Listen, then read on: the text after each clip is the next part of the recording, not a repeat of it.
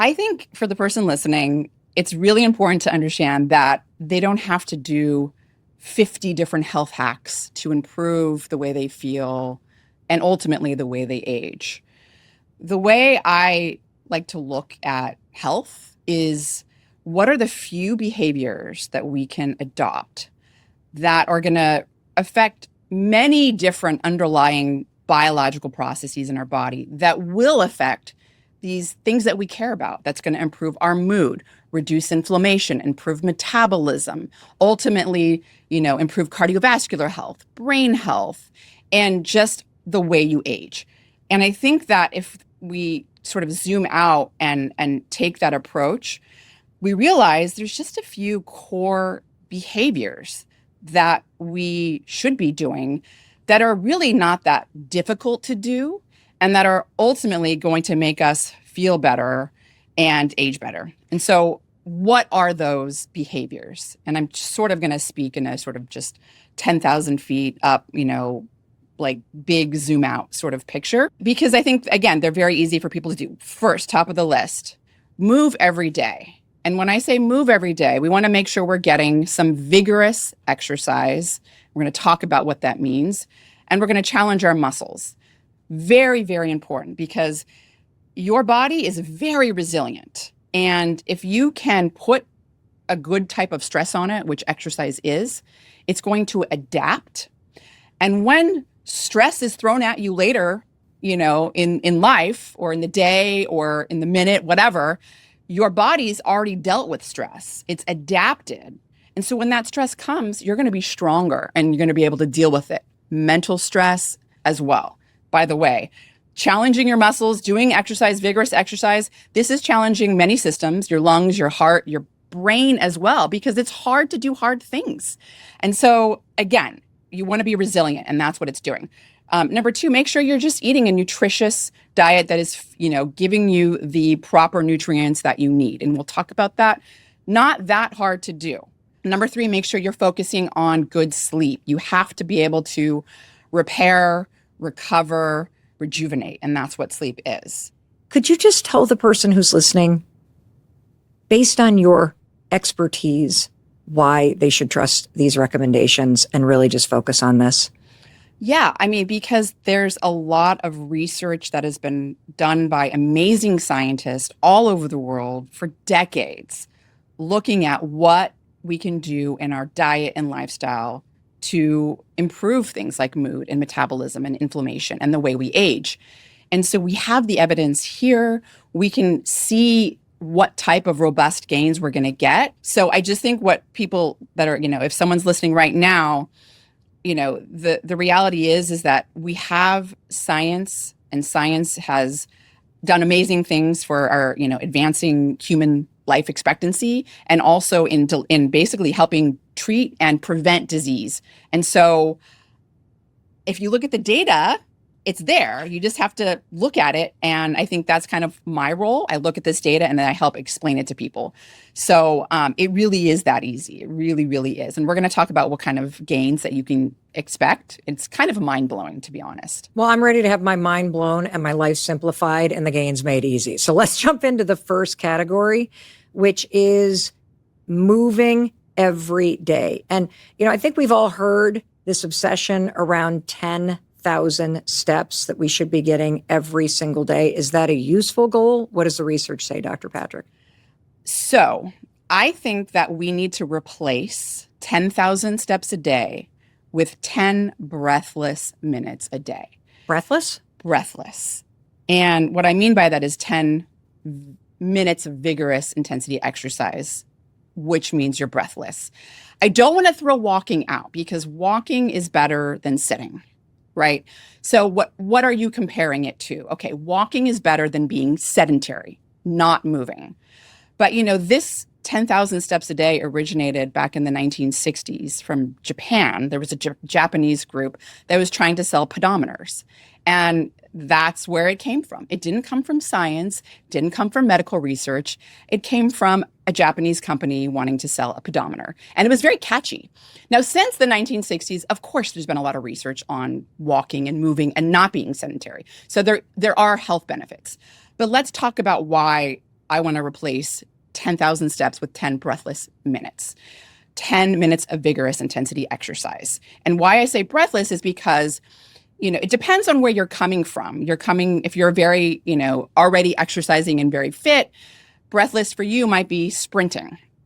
It might be running. If you're someone that doesn't really exercise a lot, maybe you only walk, then breathless for you might just be walking uphill, going up the stairs.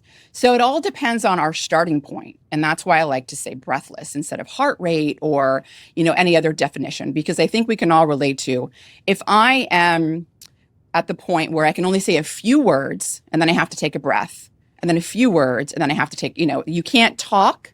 You certainly can't sing. Breathless would be that, where you're just a couple of words in and then you have to take a breath because you're really working hard. Why is that important, and why do I want to replace the 10,000 steps a day? There has been overwhelming research over the years, but even as of most recently, within the last few months, a very brand new study came out. Now, research is done very differently than it was, 20 years ago, when we were relying on people's memory and questionnaires. How frequent do you exercise? And they have to think back and remember. Now we can actually measure it. We have these accelerometers on people's wrists where they can measure movement and how fast they're going. And so there was this huge study that was published showing that people that are moving more vigorously, it's exponential in terms of, health benefits versus moderately moving. So that would be where you're not breathless, but you're not able to sing. So that's kind of like you can kind of talk a little bit, but you're still breathy while you're doing it, versus the light activity, which is kind of like, just walking around the house maybe.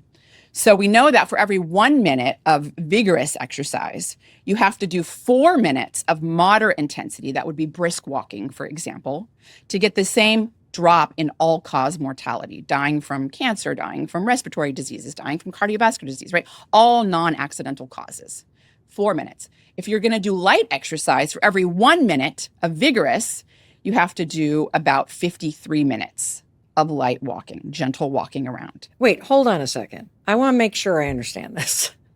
Because, first of all, I love the idea of replacing the 10,000 steps, because that might take me an hour and a half. And I don't really have that kind of time to walk 5 miles, right? Because it feels like this goal that's very hard to achieve if you're somebody that's working and taking care of people and you've got a very busy life, which most people do. So when you say, Dr. Patrick, okay, look, we really want to look at the research and I want to replace this idea of 10,000 steps with 10 minutes of breathless exercise, which to me, I would love to have you unpack breathless just so that as we're trying to absorb this information, we understand what you mean by that. And I've heard you talk about the talk test.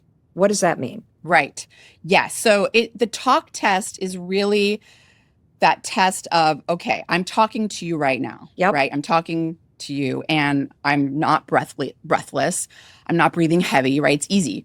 I could even sing if I wanted to, right? So the talk test is you can't sing, but when you're talking, you're a little bit breathy.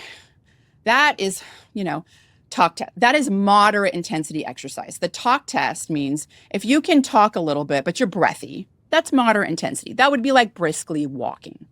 If you are doing vigorous intensity exercise, the breathless type of exercise, okay, this is a little bit more like jogging, running. This is where you are, okay, Mel. So, this is a vigorous intensity because you have to take breaths, quite a few breaths in between words.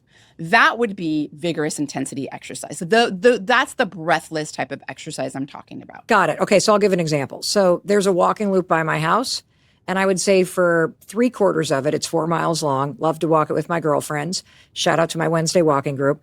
3/4 of it, I'm chatting up a storm. We are catching up. We're sharing details about our family. Dogs are running wild. There is a hill where the entire hill, everybody's silent because nobody can talk because we're going up. I'll catch up with you. And that's the vigorous part. That is exactly the vigorous type of exercise I'm talking about. That's the breathless moment, the breathless minute or 2 minutes or 3 minutes or 4, however long it takes you to get up that hill. Okay. Yes. Okay. Now, I just want to make sure I'm tracking, because that's the breathless part. But you also talked about moderate.